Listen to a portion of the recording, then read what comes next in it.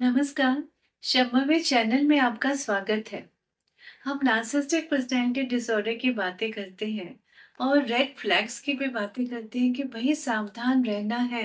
Relationship के शुरू में ही बहुत लोग बोलते हैं कि ऐसा हुआ था, उन्हें लगा कि ये तो गलत बात है, ये बात तो हमें एक्सेप्टेबल रिलेशनशिप में नहीं होनी चाहिए, ये तो बेइज़्ज़ती या आप अपनी लाइन ड्रॉ कर रहे हो, we need to draw our lines, आप तो लाइन क्रॉस कर रहे हो, गलत बात है। लेकिन वो क्या होता है, बिगिनिंग के रिलेशन में प्यार में होते हैं, खुश रहना चाहते हैं, खुश होना चाहते हैं, एक्सेप्टेंस की टॉलरेंस हमारी ज़्यादा होती है, तो उस टाइम हम ये जो रेड फ्लैग्स हैं, उनको नज़रअंदाज कर देते हैं। हम सबके साथ होता है, इट्स वेरी ह्यूमन। लेकिन उसके बाद उसका रिज़ल्ट क्या होता है, वो मैं आपको बताती हूँ। बहुत बार जैसे स्पेशली गर्ल्स जो नार्सिसिस्टिक पर्सनैलिटी डिसऑर्डर्ड हैं और रिसर्चर्स हैव शोन कि 60% 70% फीमेल्स में ये एनपीडी की प्रॉब्लम होती है।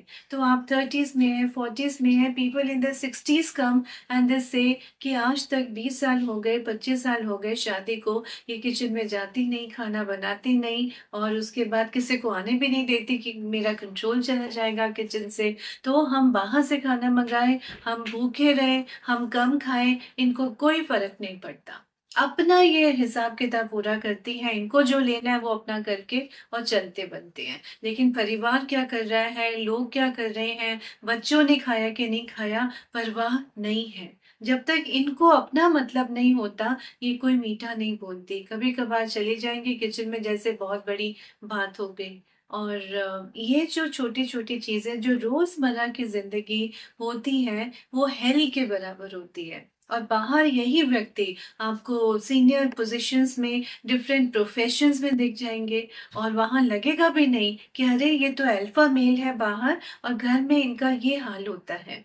फ़िज़िकल वायलेंस होता है, मेन के साथ होता है, इमोशनल अब्यूज़ और ज़्यादा होती है। मेन की फैमिलीज़ की लड़के इन चीज़ों से दौर से गुज़र रहे हैं बिकॉज़ ऑफ दैट बॉय, उसके जो फैमिली मेंबर्स हैं वो या चुप है या वो भी ये इनजस्टिस को सह रहे हैं, सहना पड़ रहा है। क्योंकि लड़कियाँ फिर फीमेल कार्ड प्ले कर देती हैं, लोगों की सिंपैथी उन्हीं के साथ हो जाती है।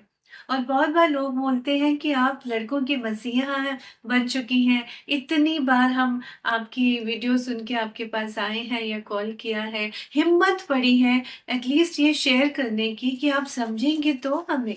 आप समझेंगी कि हम किस दौर से गुज़र रहे हैं, हमारे साथ इतने सालों में क्या-क्या हो रहा है घर पे। बाहर हमें लोग सलाम ठोकते हैं हमारी हमारी औकात के कारण कि हमारी सिचुएशन, हमारा स्टेटस बाहर कितना अच्छा है, लेकिन घर में 2 कौड़ी की औकात नहीं है। ये बहुत बार ये बातें हमें सुनने को मिलती हैं, लड़कों से, लड़कों के फैमिली मेंबर्स से।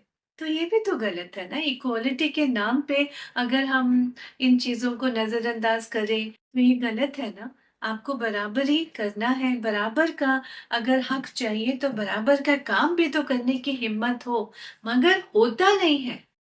यस, होता नहीं है, क्यों? समझते नहीं हैं। ये कॉमन सेंस की बात है ना कि चलिए अगर रसोई का काम अगर लड़कों को ज़्यादा पसंद है या मेबी किसी के लिए स्ट्रेस बस्टर है या मिल के काम कर लिया, तो आप और जगहों पे घर के इतने सारे काम होते हैं, बाहर के होते हैं, आप शेयर तो करिए।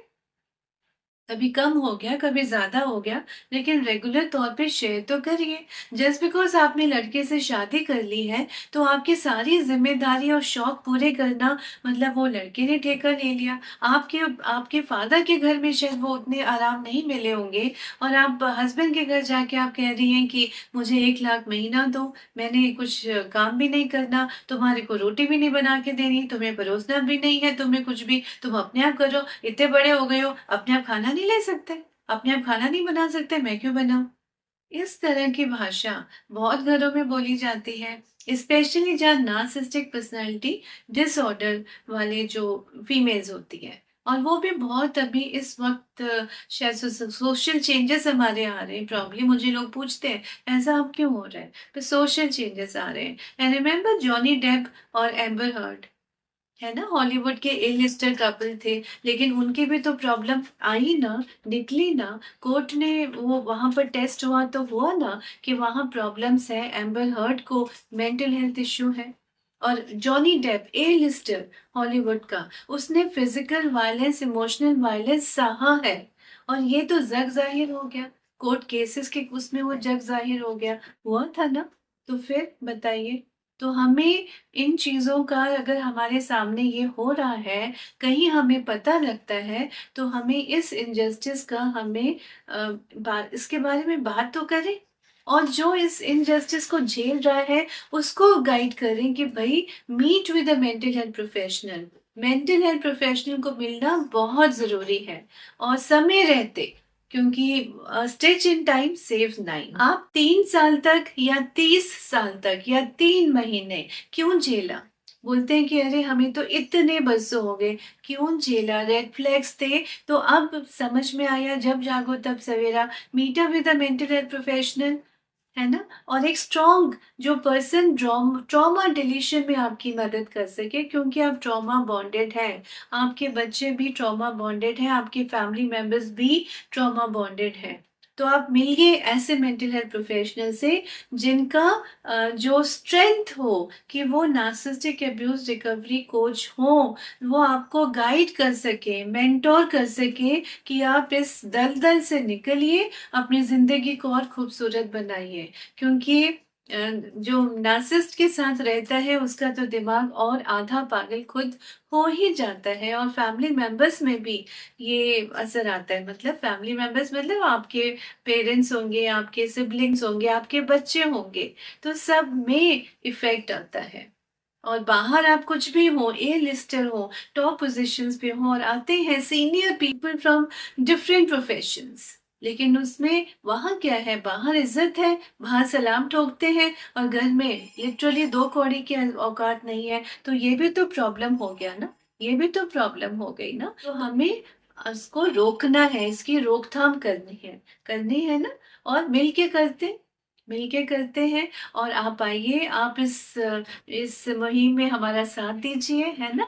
तो आप लाइक करिए, भर भर के लोगों को शेयर करिए, एंड आई एम श्योर बहुत लोगों को फायदा मिलेगा। मे बी उनके साथ ऐसा कुछ हो रहा है, या उनके आसपास कोई लोग होंगे उनके साथ ऐसा हो रहा है ना। तो कितनी दुआएं कमाएंगे आप। चलिए, बहुत बहुत धन्यवाद।